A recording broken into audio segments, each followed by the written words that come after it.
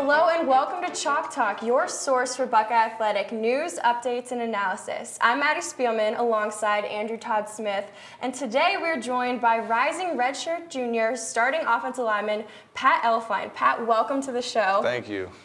Yeah, thank you for joining us. Let's rewind a little bit. Michigan game, 2013. You guys go up to Ann Arbor, and you see playing time throughout the season, but you get your first really meaningful snaps in that game. Obviously, a nail-biter comes down to a Tyvis Powell clinching interception, but you earn your way into a starting spot. So Michigan State, you start. Right. And you don't look back. You are the starting guy. You're a veteran lineman. Can you sort of give us an idea of how your technique and your skills and your game has evolved? Yeah, just building off of that, I got my chance. And Coach Warner, the offensive line coach, always tells us that, it's not a matter of if you'll get your opportunity. It'll be a matter of will you be ready when you get your opportunity. And that just goes back to your practice habits, So I was in a backup role the whole season, and I knew that, one play, and I'm in, one play could happen, whatever happens, someone gets hurt, transferred over to my practice habits and just practicing so hard and just getting myself ready in case, that happened. I'm going to go in the game and I'm going to, perform as I needed to win that game. So, every game during the season, I would always have my chin strap strapped up, my mouthpiece in, because I knew I was just waiting for that one play until my number was called. And, it happened the team up north when, unfortunately, Marcus got ejected, but I was ready to go. And I played well that game, enough to get the win. And, the Michigan State, the next Big Ten championship game, they told me I was starting. I didn't know I was starting. They go, Pat, you're starting this week. And I was like, what? I didn't know. But yeah, I didn't change anything. I kept my same practice habits like I did all week. And, went in and I played well again. We didn't get the win, obviously, but, individually I did play well that game and, just kind of took off from there. Right. Well, it sounds like your hard work has paid off. And let's talk future a little bit. So, Pat, with the loss of Michael Bennett in the defensive line, who do you see stepping into that starting position and kind of making a name for himself? There's been a lot of guys stepping up this spring. It was a big spring for the defensive line.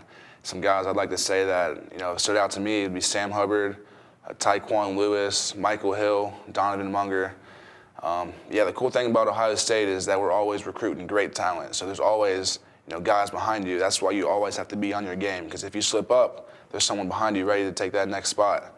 So there's been a lot of young guys stepping up this spring, and it's been fun to watch them. Right. So you mentioned those names. Does going up against maybe a less experienced player impact how you practice?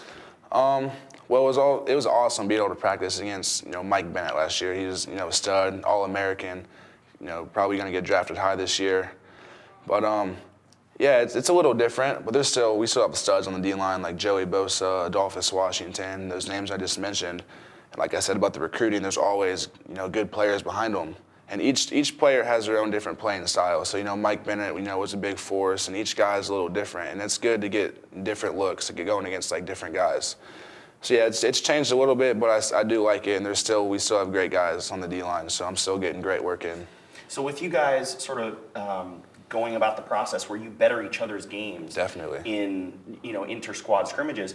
Talk about the promotion of your O-line coach, Ed Warner, to co-offensive coordinator. So, and obviously you guys have a new quarterbacks coach too, which certainly affects you guys. Can you talk about basically how his coaching styles change? Is he requiring more of veterans like you and Taylor Decker to step up when he has more to worry about now? Definitely, We have a lot of leadership on the O-line this year, and that's to our advantage. We have 4 guys returning, and it helps out a lot. But I just want to say about Coach Warner, he definitely deserves the spot he's got. He's a role model for us. His work ethic and as much he cares, of our unit and the team and everything. He cares so much and works so hard, and it's awesome to see him get that job.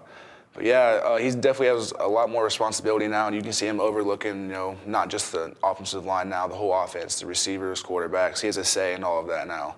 So it's definitely a lot more responsibility, but he's still coaching us as hard as he can. He's still always with us. That part hasn't really changed much, but he just has a lot more responsibility now. Nice. Awesome. And kind of shifting gears into the less serious side, the Buckeyes are obviously known for their quirks. You have the Joey Bosa shrug, but it's my understanding that you have a trademark of your own. Yeah. And can you tell us a little about this trademark called salmoning and where it came from and kind of how you feel about other players using it? Well, the salmon originated back in high school. Okay. When in the wrestling team. I was a wrestler. And if anybody knows about wrestlers, they're a little weird. They're a little different. Just what we do and just how we go about stuff. It's a little different. And when my buddies on the team started salmoning, just everybody and other teams and just other stuff like that. And it's fun to play with it, So I think it's a year and a half ago, I brought it to Ohio State and started salmoning everybody. Can you give us a demonstration? Oh yeah, right there.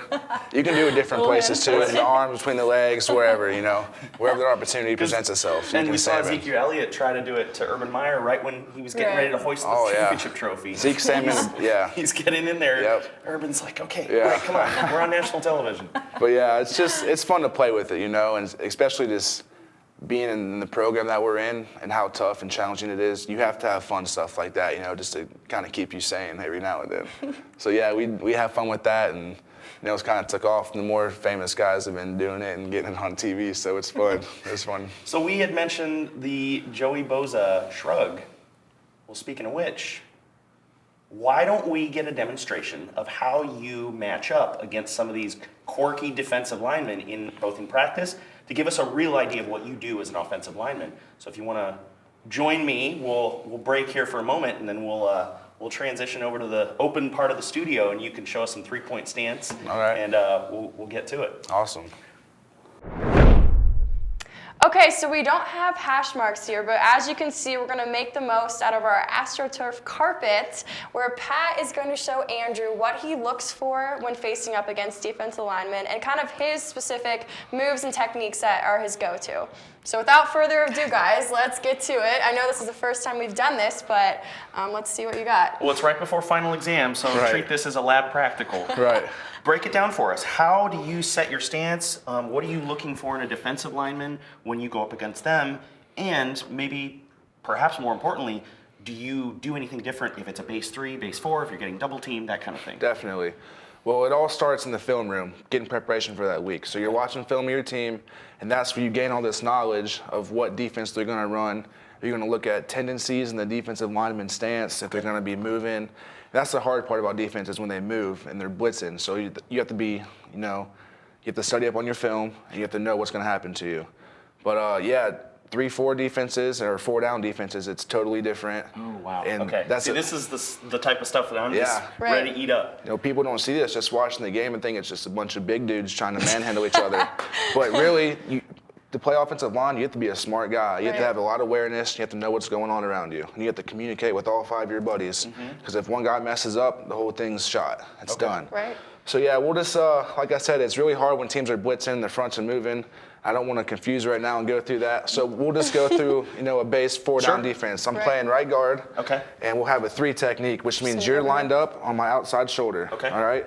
So first thing you want to start with is a good balanced stance, offensive lineman, because you need to be able to pass block and run block out of the same stance. Makes sense. Right. Yep. And you don't want to be able to give it away. So if you were a defensive lineman and I had an unbalanced stance, you'd be able to tell if I was pass blocking or run blocking, and that would give you an advantage. Okay. Right? Fair So enough. you want to have a balanced stance where the defensive lineman can't know what you're doing. Right. All right? Okay, so you got to kind of mask your body language a little bit. Definitely. But you're still on the same page with all your... Okay. And I'm reading your body language too. Sure. And that's why you study film to read that. Yeah. Okay. So the very most important thing about playing offensive line is your first step. Yeah. All right. So I want to step at you. You want to have a balanced stance, and you want to be balanced the whole time. That's why you take small steps. You don't take big steps. Sure. So it's all about the first 2 steps. So ready, set, go. 1, 2. All right. That's the first part. Okay. And So that's interesting. A stutter step. You'd think. I would think, I don't know, Maddie, if you would agree that you'd want to, almost like track and field, you'd want all your power on the plant foot. But it's not like that. No, you have to be balanced, short steps, and you want all your cleats in the ground. That's where you get your most power. Fair enough. That's why if you watch offensive linemen, they're always stomping around like that. To get more traction And you see wide receivers are running on their toes. No, we are all of our cleats in the ground all the time. That's where you have your most power. Interesting. So the first step is your first 2 steps. The second is your punch with your hands. Okay. Inside hands always wins. That's the biggest thing. So it's a race to get our hands inside. So Got it. you put the first 2 steps and the punch together, you can be a great offensive lineman. So I'll give you a quick demonstration. Okay. I'll go easy. I want to put a hole in the wall. yeah, that would be nice of you. I mean, you got some weight on me. Right. So I'll go easy on you, but I'll show you the first 2 steps in the punch. Okay. And then that's the start to a great block, playing offensive line. Okay, so say I'm lining up like this. And presumably I have, what, am I the defensive end? And I got You're the nose defensive tackle, and Okay. you got a defensive end over there. End over here, got it. All right. So down in your stance. Yep. Jacoby's the center. He says, ready, set, go. 1, 2, right there. You got me. Hands inside. Then once you get that point, So hands when inside. you say inside, you're going basically straight for the numbers, up and up and That's through. why there's different techniques to get your hands inside. Yeah. I like to come up and under right there. Yep. You want to have tight then- wrists, tight thumbs, and once you get right here, you want to grab and squeeze as hard as you can. Don't let that guy go. At that point, it's just who's nastier, who's meaner, who's going to finish the guy. Now, how do you avoid a holding penalty in that case? Because you just said you want to Hands grab. inside. Okay. They won't call it if you're inside. If you're out here on the shoulder pads grabbing, Yeah. that's what they'll call holding. But if you're inside right there and hold, they won't call it. Interesting. Very And interesting. I always tape my hands the color of the jerseys so that it can't. Sneaky. Right. Oh man, the finer points Right. of offensive line, the tricks of the trade, if Right. you will. Right. That's awesome. Okay, so what would we be doing differently if we were lined up? If the defense was lined up, I think, what would it be, a 4-3? That was a 4-3. That was 4-3. Okay, And so 3-4 with a nose tackle. a 3-4. What are we doing? The guards are not covered. The center's covered, and the two tackles are covered. Makes sense. So, see, you were over top of me now. Now the center and the nose tackle are going head up. between. You know? Yep. So that's going to change my stance, and it just depends what play it is, and if there's running blitzes and stunts like that. But Because I feel like you would have to be more cognizant of the linebackers, yep, definitely. Interesting. Yep, definitely. So it's either, you're blocking down on the nose, you're waiting for a backer, the defensive end, you're blocking him. So it really just depends what kind of defense it is. And each play is designed differently for, the different defenses and different blitzes. So there's a lot of mental parts that go into the game. There's This so is much more playing that offensive goes under line. it than what I thought. Yeah, I know. and this is sort of what we want to get into is Right. credit where it's due, because a guy like Ezekiel Elliott, he doesn't find the holes all by himself. No. You guys have Right. to generate them. Definitely. Yeah. Open up the holes and, he can take off. Even if there's not a hole sometimes, he can make it happen. That's Right. why he's so good. Yeah, I remember Taylor Decker talking about responding to a question saying, I think it was the Sugar Bowl where he had the long, was it the 85-yarder? When you guys are focused on your task at Yep. hand, but he's like, you hear the crowd, he's gone. Oh, yeah. It's got to be a good Yeah, feeling. it is. Yes, we Yep, got when him you the hole see we him wanted. taking off, he's like, all right, now I get to go sit down. Earned yourself a Get a little break, yeah. Well, Pat, thank you so much for not only the demonstration, but taking the time to join us here in studio. It's been a pleasure having you. Awesome. Thanks for having me. Thank Absolutely. you so much. All right, guys. Well, that's going to do it for us for the last Chalk Talk show of the year. Series finale. Right. Be Or sure. season finale, because hopefully carries on next year. Yeah, fingers crossed. But be sure to follow us on Twitter at Chalk Talk OSU, #CTOSU. On behalf of Pat Elflein and Andrew Todd Smith, I'm Maddie Spielman, and everyone have a fantastic summer.